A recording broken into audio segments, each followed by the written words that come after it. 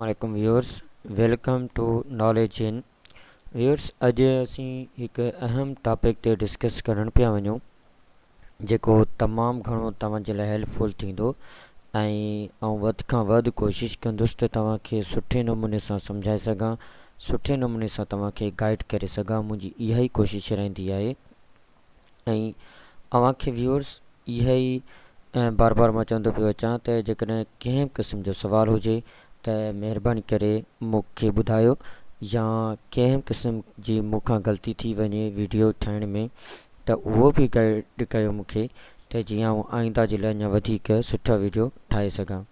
Views, अॼु जो असांजो जेको लेक्चर आहे उहो आहे लैंग्वेज स्ट्रक्चर ते। लैंग्वेज स्ट्रक्चर ते असांजो जेको पहिरियों लेक्चर आहे उहो आहे चैप्टर 1। सॉरी, माफ़ु कजो, हिते 1 जी स्पेलिंग ग़लति थी वई आहे। इहो थींदो 1ONE, 1ONE अॻियां ईंदो, सो इहा ग़लती थी वई आहे, सॉरी। असांजो जेको पहिरियों चैप्टर आहे उहो आहे सेंटेंस। सेंटेंस आहे छा? सेंटेंस हूंदो छा आहे? सेंटेंस कहिड़े कम जे लाइ ईंदो आहे? सेंटेंस जा घणा पार्ट्स आहिनि? अॼु असीं पाण इहो डिस्कस कंदासीं। Sentence in arranged group of words. हाणे इन डेफिनेशन मां ई तव्हां सम्झी सघो था, चए थो त इन अरेंज्ड ग्रुप ऑफ वर्ड्स उहो ग्रुप जेको लफ़्ज़नि जो मजमूओ जो मेड़ हुजे, which shows a complete meaning is called sentence. हिन डेफिनेशन मां मुराद इहो आहे त उहो ग्रुप, उहो लफ़्ज़नि जो मजमूओ, उहो लफ़्ज़नि जो मेड़ जेको गॾु थी करे हिकिड़ो सेंटेंस ठहे या हिकिड़ो जुमिलो ठहे ऐं असांखे मुकमल माना ॾिए, त उनखे असीं सेंटेंस चवंदासीं। For example, we learn English in knowledge in. असीं अंग्रेज़ी सिखंदा आहियूं नॉलेज इन में। हाणे ॾिसो, हीउ जेको लफ़्ज़नि जो जेको मजमूओ मेड़ आहे जंहिंखे असीं चऊं था we learn English in knowledge in, असीं अंग्रेज़ी सिखंदा आहियूं नॉलेज इन में, इन खे सेंटेंस चइबो आहे, जेको असांखे मुकमल माना थो ॾिए त असीं अंग्रेज़ी नॉलेज इन में सिखंदा आहियूं। हिकु दफ़ा वरी रिपीट थो कयां, इन अरेंज्ड ग्रुप ऑफ वर्ड्स, उहो लफ़्ज़नि जो मेड़ which shows a complete meaning, जेको असांखे मुकमल माना ॾिए, इज़ कॉल्ड सेंटेंस। उन खे सेंटेंस चइबो आहे। जीअं हिकिड़ो ॿियो एग्ज़ाम्पल आहे, you will speak English soon. तूं तमामु जल्दी इंग्लिश ॻाल्हाईंदे। We believe in quality not quantity. असीं यकीन रखूं था तइदाद ते, सॉरी, असीं यकीन रखूं था एतमाद ते, न क्वालिटी ते। उन खां पोइ there are 2 parts of a sentence. हिते सेंटेंस जा 2 पार्ट आहिनि। उहे कहिड़ा कहिड़ा 2 पार्ट आहिनि? हिकिड़ो आहे सब्जेक्ट, ॿियो आहे प्रेडिकेट। हाणे सब्जेक्ट छा आहे, प्रेडिकेट छा आहे, अचो त उहो पाण अॻिते पढ़ूं था। Subject, the topic of the sentence or doer of the action is called subject. Subject उहो आहे जेको सेंटेंस में कम जो कंदड़ हुजे, उन खे असीं सब्जेक्ट चवंदा आहियूं। या ईअं खणी मां तव्हांखे सम्झायां त उहो कमु जेको जंहिंखां करायो वञे, उन खे असीं सब्जेक्ट चवंदा आहियूं। जीअं ॾिसो, फॉर एग्ज़ाम्पल, जेकर मां तव्हांखे चवां थो त अली ख़त लिखी रहियो आहे, Ali writes a letter, Ali ख़त लिखी रहियो आहे, हिते जेको ख़त लिखण वारो कमु आहे उहो केरु पियो थो करे? अली थो करे। जेको कमु करे थो, जेको ख़त लिखे थो, उहो कमु केरु पियो करे? अली पियो करे। त हिते जेको सब्जेक्ट आहे उहो अली आहे। हिकिड़ो ॿियो एग्ज़ाम्पल असीं खणूं था, I am teaching U English. मां तव्हांखे अंग्रेज़ी सेखारे रहियो आहियां। हिते जेको इंग्लिश सेखारण वारो जेको कमु करे रहियो आहे उहो केरु करे रहियो आहे? उहो आउं करे रहियो आहियां। हिते जेको मां आहियां आहे, इहो असांजो आहे सब्जेक्ट। कहिड़ो कमु करे रहियो आहियां मां? टीचिंग यू इंग्लिश, तव्हांखे अंग्रेज़ी सेखारण जो कमु करे रहियो आहियां। जीअं ॾिसो, हिकिड़ो ॿियो एग्ज़ाम्पल आहे, she can cook many delicious dishes. हू केतिरा ई सुठा खाधा पचाए सघे थी। हाणे हिते खाधो पचाइण वारो कमु केरु पई थी करे? शी थी करे। छा थी पचाए, डिलीशियस डिश, सुठा खाधा थी पचाए। कंहिं लाइ थी पचाए, मुंहिंजे लाइ, तव्हां लाइ न, मतां तव्हां सम्झ असां लाइ। ठीकु आहे। हिते हाणे she can cook many delicious dish, हू तमामु सुठा खाधा पचाए थी। हिते खाधो पचाइण वारो जेका कमु करे रहियो आहे केरु, शी। ॿियो हिकिड़ो एग्ज़ाम्पल आहे, honesty is the best policy, ईमानदारी सुठी पॉलिसी आहे। A subject can also be used at the middle or at the end of the sentence। हाणे पोएं सेंटेंसनि में असां ॾिसंदासीं त हिते असीं जेको सब्जेक्ट इस्तेमालु पिया कयूं उहो किथे पिया इस्तेमालु कयूं, शुरूआती में असीं सब्जेक्ट पिया यूज़ कयूं।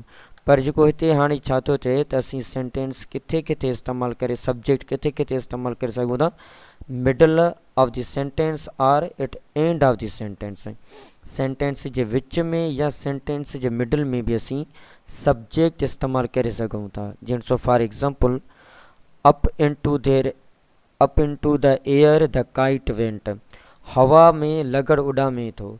हाणे जेको उॾामे थो, उॾामण वारो जेको कमु करे पियो थो उहो केरु थो करे, काइट थो करे। लगड़ जो कमु आहे जेको उॾरे थो, हवा में थो उॾरे। हाणे हिते सब्जेक्ट किथे आहे, विच में आहे सब्जेक्ट। उन खां पोइ देयर शी गोज़, उहा हू वञी वेठी थी। हिते वञण वारो कमु केरु पियो करे, शी पई करे वञण वारी कमु। ॿियो एग्ज़ाम्पल आहे, हेयर कम्स द बस, इजो बस अची वियो। जेको अची वियो आहे उहो केरु आहे, बस आहे। हिते सब्जेक्ट छा आहे असांजो, बस आहे। In imperative sentence the subject is normally understood as, हाणे कुझु अहिड़ा सेंटेंस हूंदा आहिनि जेके बज़ाहिर लॻंदो आहे त उन्हनि में सब्जेक्ट लिखियलु त न हूंदो, पर उहो अंडरस्टूड हूंदा आहिनि, त उहे सब्जेक्ट उन में मौजूदु हूंदो आहे। जीअं so for example, open the door, दरवाज़ो खोल। ज़ाहिरी ॻाल्हि आहे, कंहिं जेको असां सां गॾु रूम में बीठो हूंदो आहे या जेको ॿाहिरां अचे थो, या खणी असीं कंहिंखे बि चऊं था त ओपन द डोर, दरवाज़ो खोल, हिते अंडरस्टूड आहे त ॿियो केरु हिते ज़रूरु असां मौजूदु आहे जंहिंखे असीं चऊं पिया था त ओपन द डोर, दरवाज़ो खोल। त हिते यू हाणे छा आहे, सब्जेक्ट आहे जेको इनडायरेक्टिकली आहे। जीअं सो फॉर एग्ज़ाम्पल, ॿियो एग्ज़ाम्पल आहे, डोंट बोथर मी, मूं ते इल्ज़ाम न हण। हाणे को माण्हू आहे जेको मूं ते इल्ज़ाम हणे पियो थो, त यानी अंडरस्टूड आहे हिते सब्जेक्ट बि।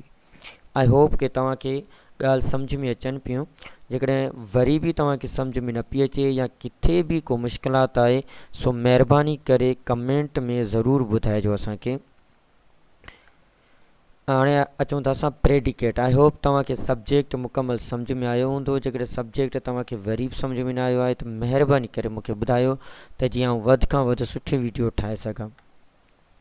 प्रेडिकेट उहो आहे, चए थो the words which tell more about the subject are called predicate. तमामु आसान आहे। चए थो त उहो सेंटेंस जेको सब्जेक्ट जे बारे में वधीक ॿुधाए उन खे असीं प्रेडिकेट चवंदा आहियूं। जहिड़ो for example, I am teaching U English, मां तव्हांखे अंग्रेजी सेखारियां पियो थो। हिते जेको सब्जेक्ट आहे उहो छा आहे, आहे। असां ऑलरेडी पढ़ी आया आहियूं। हिते सब्जेक्ट छा आहे, आहे। कहिड़ो कमु करे रहियो आहियां मां, टीचिंग सेखारण जो, तव्हांखे पढ़ायां पियो टीचिंग अंग्रेजी सेखारण जो। त हिते जेको एम टीचिंग यू इंग्लिश, इहो सॼो प्रेडिकेट आहे।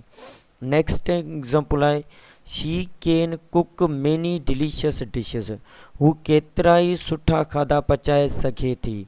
असां ऑलरेडी पढ़ी आया आहियूं त हिते जेको शी आहे उहो छा आहे, सब्जेक्ट आहे। Can cook many delicious dishes, हू तमामु घणा खाधा पचाए सघे थी, इहो छा आहे असांजो हिते प्रेडिकेट आहे जेको जुमिले जे बारे में वधीक ॿुधाए। Honesty is the best policy, ईमानदारी सुठी पॉलिसी आहे। Up into the air the kite went, there she goes, here comes the bus. There are 3 parts of predicate. हिते प्रेडिकेट जा टोटल 3 पार्ट आहिनि। उहे कहिड़ा कहिड़ा 3 पार्ट आहिनि, उहे आहिनि वर्ब, ऑब्जेक्ट, एडवर्बियल। हाणे ही जेके 3 पार्ट आहिनि, वर्ब, ऑब्जेक्ट, एडवर्बियल, इहो असीं इंशाअल्लाह ताला नेक्स्ट वीडियो ते डिस्कस कंदासीं। सो तेसीं ताईं असां सां गॾु कनेक्ट रहो। उमेद कयां थो त हीअ वीडियो तव्हांजे लाइ हेल्पफुल थी हूंदी ऐं मां इहो बि उमेद कयां थो त इंशाअल्लाह ताला अॻिते हली करे असीं अञा बि सुठा वीडियो ठाहींदासीं। तेसिताईं अली बलोच खे ॾींदा इजाज़त। अल्लाह हाफ़िज़।